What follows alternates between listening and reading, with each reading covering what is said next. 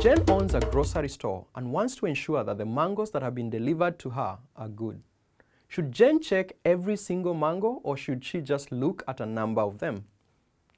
Jen will look at every single mango if she's after absolute assurance that all mangoes are good. She could, however, select several mangoes out of the whole batch if she's after a less than absolute assurance. If Jen finds that the selected mangoes are good, she will assume that the rest of the batch is fine. The auditor of financial statements will generally be after reasonable assurance that the financial statements are not materially misstated. This level of assurance is less than absolute assurance.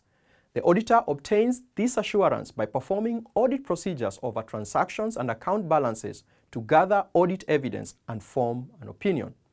Remember, reviewing 100% of transactions is not always feasible or prudent. Take Rio Tinto as an example, a large mining company with subsidiaries all over the world. It will be highly inefficient and probably impractical for its auditors to perform audit procedures over all transactions relating to the company.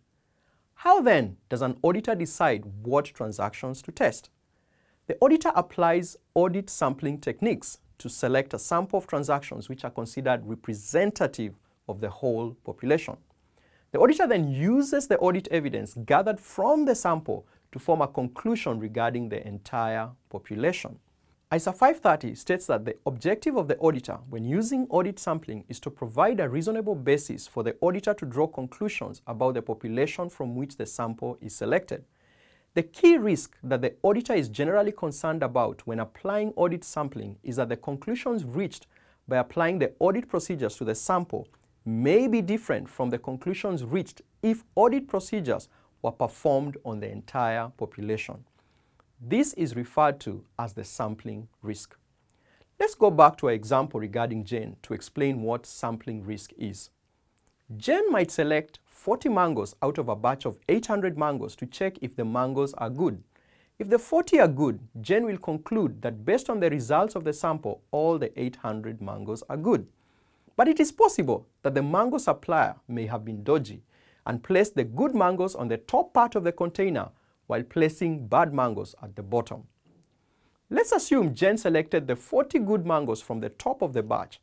She will wrongly conclude that the whole population is also good.